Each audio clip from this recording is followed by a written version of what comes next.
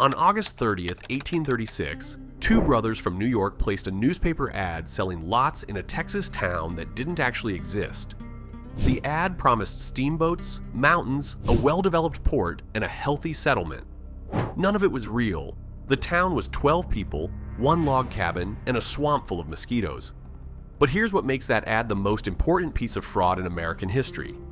The swamp they were selling became Houston, the fourth largest city in the United States, home to 7 million people and the world's second largest petrochemical complex. Every reason it's still standing today started with a lie printed in a newspaper in 1836. This is the story of how a fraud became a city, how that city should have collapsed 6 different times, and how every disaster that should have ended Houston ended up making it bigger. Houston is the rare American city where you can trace its survival to a chain of specific bets. Each one should have ended it. Each one accidentally locked in the next one. And by the time the bill came due, it was too late to undo any of them. The first bet was the swamp itself. Augustus and John Allen weren't Texans. They were New York real estate speculators looking for a quick fortune in the new Republic of Texas. In the summer of 1836, they paid about $5,000 for more than 6,600 acres of land along a sluggish, muddy waterway called Buffalo Bayou. If you've never seen Buffalo Bayou, picture a creek wide enough for a canoe in most places, surrounded by waist-deep marsh, full of alligators and mosquitoes, prone to flooding anytime it rained more than an inch. That was the product. That was what the Allens bought. And then they advertised it widely. The August 30th ad, the one I read at the start of this video, sold lots at $1 an acre. It promised steamboats. It promised mountains. It described the site as healthy and well-watered when the more accurate word would have been drowned. Within months of the first settlers arriving, contemporary accounts said every single structure in the new settlement flooded. Not some of them, every single one. But the Allens had bigger plans than just selling lots. The Allens didn't just want to sell the land. They wanted to lock the bet in so deep that no one could ever undo it. So they went to the new Republic of Texas government and lobbied to have their swamp declared the national capital. In early 1837, Sam Houston himself arrived in person to take up the seat of government. He found roughly 12 people living there, one log cabin, mud up to his ankles. But by then it didn't matter. The decision was made. The capital was Houston. And once a place is a capital, people move in whether the geography makes sense or not. By the end of 1837, the same swamp had 1,500 residents and 100 houses. The Allens had taken a worthless flood-prone bog and turned it into something the Republic of Texas could not afford to walk away from. They had locked the bet in. But here's the problem. By the 1840s, Texas politics moved on. The capital eventually shifted to Austin, and Houston, without the political prop holding it up, should have collapsed back into the swamp. For 60 years, it almost did. And stories like this, where geography quietly decides which American cities live and which ones disappear, are exactly what this channel runs on, so subscribe if you want more of them. Travelers passing through in the 1840s and 1850s described shabby wooden buildings sinking slowly into the mud, streets that turned to soup anytime it rained, and a population that seemed to be perpetually sweating. Yellow fever swept through almost every summer. Cholera came back every few years. In some seasons, the gravediggers couldn't keep up. The town should have emptied out and never been heard from again. Houston existed. It limped along. It traded cotton, but it wasn't winning. It was losing to a city 50 miles south of it. A city with deepwater access. A city built on an actual island. A city called Galveston. And then, on a single night in September 1900, everything changed. On September 8, 1900, a Category 4 hurricane slammed directly into Galveston, Texas. A storm surge 15 feet deep washed across the entire island. Houses splintered and streets disappeared underwater. By the time the wind dropped the next morning, somewhere between 6,000 and 8,000 people on the island were dead. Across the Texas coast, the death toll was closer to 10 to 12,000. It is, to this day, the deadliest natural disaster in American history. Galveston had been Texas's main port, its main commercial city, its main coastal hub. The hurricane didn't just damage it, it broke it. Survivors fled inland. Ships rerouted. Investors looked at Galveston and saw a city that could be wiped off the map by a single storm, and they started looking for somewhere safer. 50 miles inland, on slightly higher ground, sitting on a muddy bayou nobody could navigate, was Houston. Houston wasn't safer because of any decision Houston made. It was safer because it was further from the ocean. That was it. That was the entire advantage, but that turned out to be enough. Within a decade, Galveston's role as the Gulf Coast trade hub had collapsed. By 1910, Houston's population had climbed to 78,800, roughly double Galveston's. The capital, the trade, the investment, everything Houston had been losing to Galveston for 60 years, Houston now inherited. This is the moment the whole story flips. Houston should have been ended by geography. Instead, geography ended its rival. The disaster that should have destroyed a Texas city built a different Texas city. And from this point forward, every catastrophe that hit the region somehow ended up making Houston bigger. But inheritance only works if you have something to put on the land. Houston had a swamp and a creek. It didn't have a port. It didn't have an industry. It needed something to do with the trade it had just inherited. And 4 months after the hurricane, 12 miles north of Beaumont, the ground exploded. On January 10, 1901, a drilling crew at Spindletop Hill struck oil. The well blew 150 feet into the sky and gushed for 9 days before it could be capped. It produced more oil in a single day than every other well in America combined. The Texas oil boom started with that well. And every refinery, every pipeline, every barge company that needed somewhere to set up shop looked at the map and saw Houston, inland, with cheap land, with rail access, with a captive labor force, and most importantly, with a muddy creek that could maybe be turned into a port. Houston's leaders bet the city on dredging Buffalo Bayou. Harris County voters approved $1.25 million in bonds.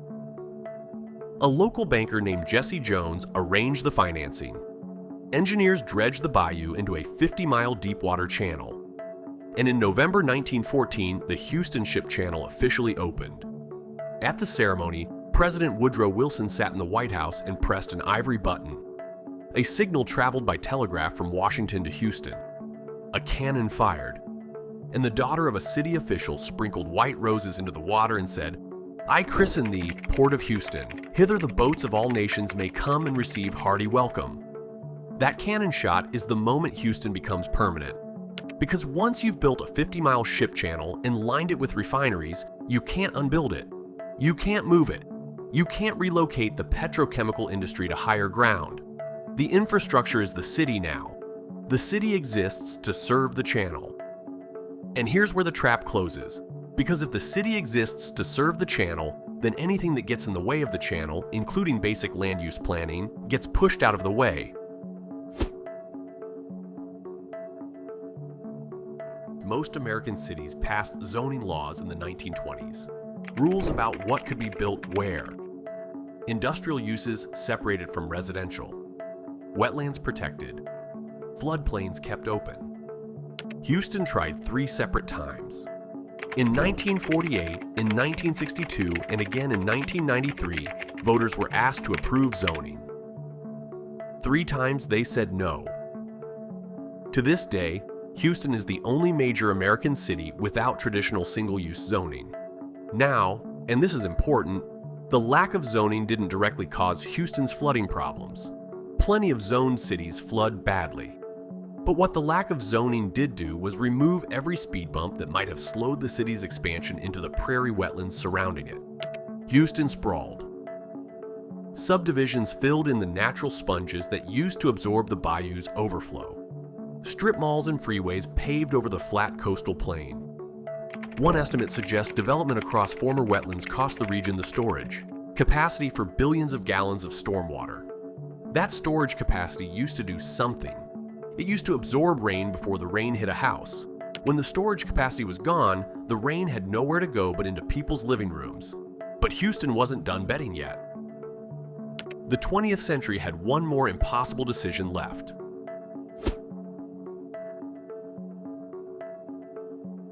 In 1961, NASA needed somewhere to put its new manned spacecraft center, the facility that would train every American astronaut and run mission control for every American spaceflight. The site selection was supposed to be technical, but it wasn't. It was political. Vice President Lyndon Johnson was a Texan. Houston Congressman Albert Thomas chaired the House subcommittee that controlled NASA's funding. And Rice University, working with Humble Oil, conveniently had 1,000 acres of donated land on the southeast side of Houston ready to go. NASA picked Houston in September 1961. The new center was built on coastal prairie that, even at the time, was known to be subsiding. Decades of groundwater pumping and oil and gas extraction had been causing the ground to sink. By the late 1970s, parts of the Houston area had subsided more than 3 meters in total. 3 meters, and the ground itself was falling away from the city built on top of it. In some neighborhoods, residents watched their porches tilt year after year. Driveways cracked along the same lines. Doors stopped closing properly. Streets that had been graded flat in the 1950s slumped into shallow bowls by the 1970s. Every time someone drilled a new water well or pumped another barrel of oil out from underneath the city, the surface dropped a little more. The ground was leaving without telling anyone. NASA, the symbol of American technological dominance, the place that put 12 men on the moon, was sitting right on top of it. But the absurdity wasn't the point. The lock-in was. Because now you weren't just locked into the port and the refineries and the subdivisions. You were locked into American national prestige. You could not move the Johnson Space Center any more than you could move the Statue of Liberty. The bets were stacking faster than anyone could count them. And then the bill arrived. In August 2017, Hurricane Harvey stalled over the Texas coast for 4 days and dumped more than 50 inches of rain on parts of Houston. In some places, more rain fell in a single storm than the city normally sees in an entire year. The bayous overflowed. The reservoirs filled past capacity and had to be released, flooding neighborhoods downstream. The subdivisions built on former wetlands, the ones the lack of zoning had let sprawl out across the prairie, became lakes. Satellite data from the years before Harvey showed that many of the neighborhoods that flooded the worst were also sinking the fastest. More than 5 millimeters every year. The fourth largest city in America became unreachable. Hundreds of thousands of homes were damaged. Volunteers and fishing boats motored down highways that had become rivers, pulling families off rooftops one at a time. The petrochemical complex along the ship channel, that monument to Houston's permanence, leaked, burned, and contaminated the floodwaters. But Harvey wasn't a freak event. Harvey was the bill. The bill for the swamp the Allens sold in 1836. The bill for the wetlands paved over in the 20th century. The bill for the groundwater pumped out from under the city. The bill for every speed bump that got removed because it might have slowed the channel. Houston has had at least 16 major floods since the 1830s. Tropical Storm Allison in 2001. The Memorial Day floods in 2015. The Tax Day floods in 2016. Harvey in 2017. Each one is treated as a one-off.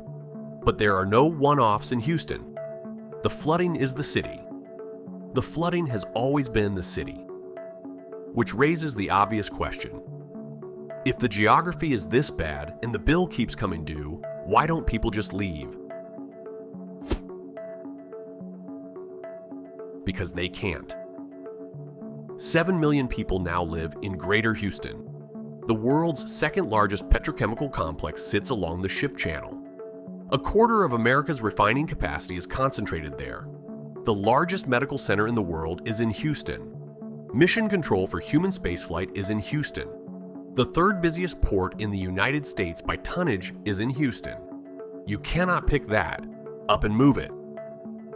Buyout programs exist. The federal government has been buying out flood-prone homes for decades, but the scale is small.